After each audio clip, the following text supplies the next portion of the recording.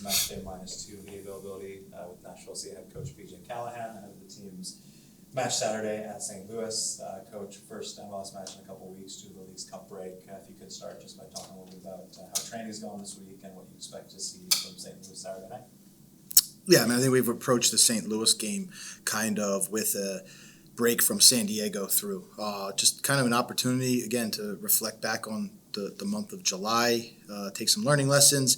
I think really spend time reinforcing a lot of the things that we're about, get back to consistent training, I would say cycle without so many games, to really continue to refine our principles, how we want to go about things. And so it's been a really good, 10 days of being able to be just focused on ourselves. And even going through that Aston Villa match, it was much more about, being ourselves, knowing that we we're going to get challenged by a good opponent, but not so much in game planning or studying Aston Villa, but, looking ahead towards St. Louis and continuing our process of how we're going to prepare versus them.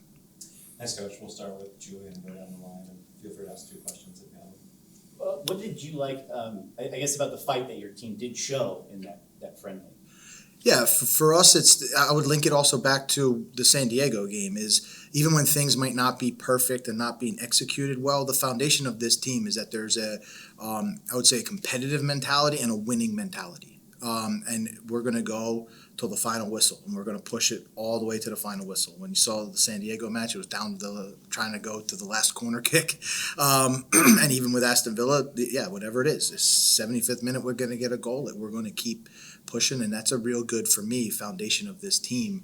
If that kind of transcends everything that we do on good days and bad days, if we keep that winning mentality inside the group, I think it'll lead to great things for us. Is consistency the biggest thing that you still want to see this last kind of home stretch of games for the regular season? Or? Yeah. For us, it's we're focused on reinforcing who we are and what we want to be, and getting into the best form possible, and getting as many players into the best form as possible, because we know.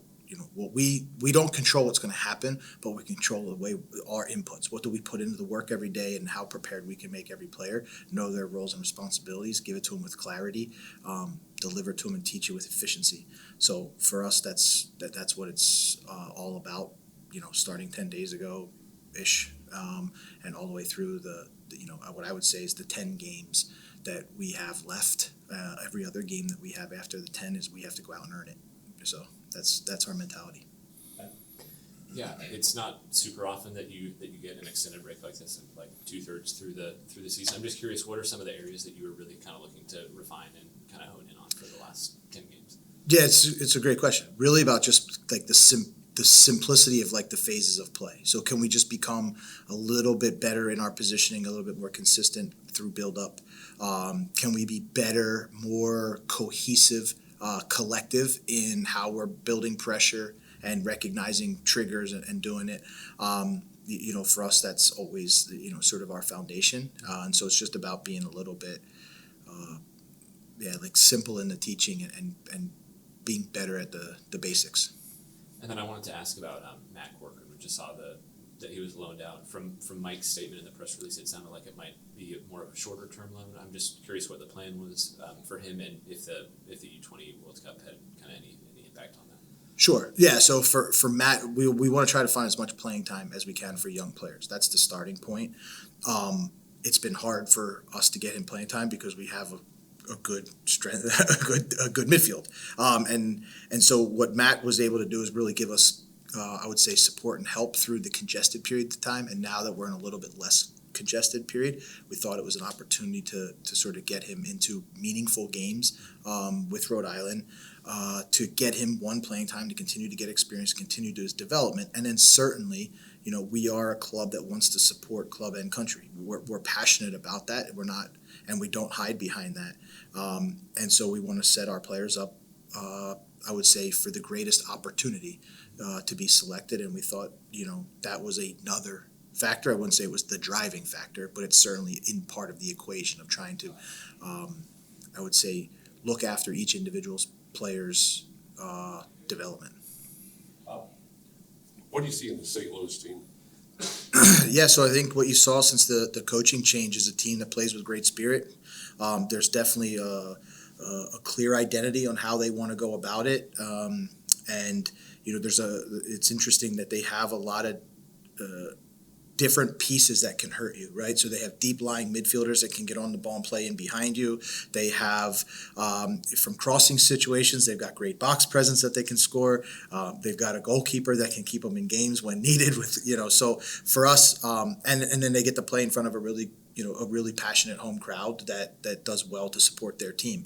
And so, I think for us, it's an opponent that we have a great amount of respect for, that we continue to prepare through our process. But it's a team that I think has the ability to kind of, maybe exploit you in a couple different ways, which is always a dangerous team. Was it good to see some of those guys got their, at Aston Villa had playing time? What'd you like about seeing them? Yeah, it's critical. It's critical. It's not that this group makes my decisions weekly hard, because there's great competition and every guy is so committed and put it there. So to give some guys different opportunities was really good, and I thought the way that they performed was really good. And to give guys some extended minutes and get longer looks at them, I think it'll only pay dividends for us as we kind of go into the final 9 regular season games in the Open Cup that we have left. Jerry? Yeah, BJ. Since we're talking to Joe after this, and I kind of wanted to ask about him and maybe a little bit about his performance this season. What have you seen from him? Just being where he is in his career, in his mid-30s, having been with Nashville a while, but having to also kind of learn and adjust to a very new, pretty contrasting style of play in terms of just playing with the ball at his feet a little bit more and doing a lot more distribution than he has in years past. How has he been able to kind of pick that up? Yeah, I mean, it's going to be great for Joe to go back home and play in front of the St. Louis crowd. We're looking forward to trying to get our first ever Nashville win at that stadium. For Joe, the first primary job of the goalkeeper is to keep the ball out of the net. That's why Joe's had such a long and illustrious career, because he does a great job of keeping the ball out of the net. And then all of the credit beyond that goes to Joe. You're right. As a guy who's a well-established veteran and has ways of doing things, like his open-mindedness and willing to develop, you can still continue to develop in your career and adapt. And I thought he's done a really good job of taking that on, taking in the coaching and being brave to do it. It's not easy to do it in front of a lot of people. But he's embraced it, and for me, I think has done a really good job, and been really, I would say, adaptable, in what we're trying to do. Next week, Red Bulls and Philadelphia are playing the U.S. Open quarterfinals, and they'll be your next opponent in the semifinals. Is that a game you're going to be watching pretty closely?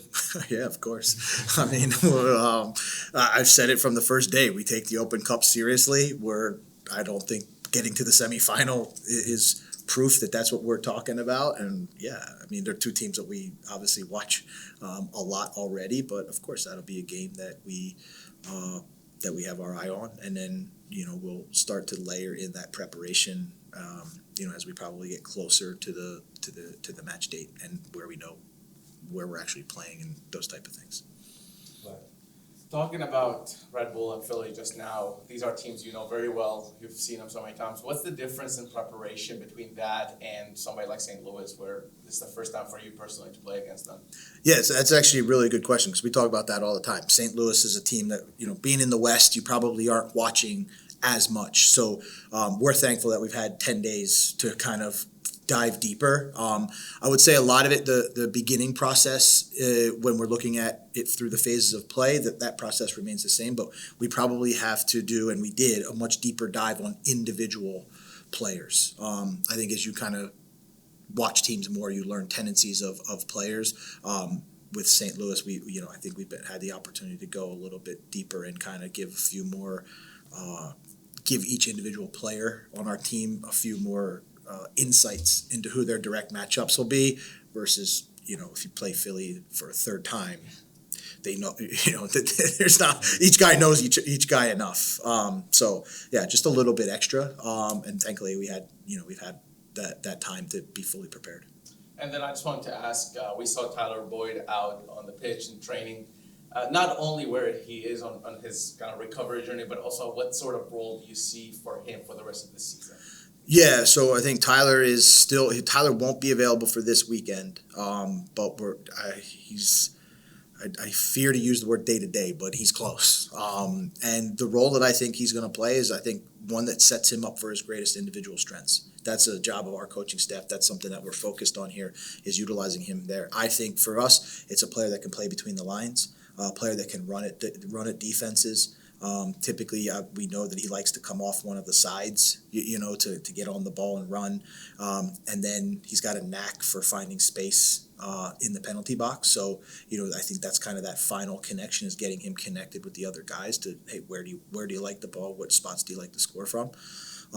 But for me, it's a welcomed player that we are expecting back soon, that can, only add to the competition piece and bolster our team as we kind of go through this final phase. All right, thanks, Coach. Thanks, guys. We'll be right back with Joe. Great. Thanks, guys. Thank you, Chet.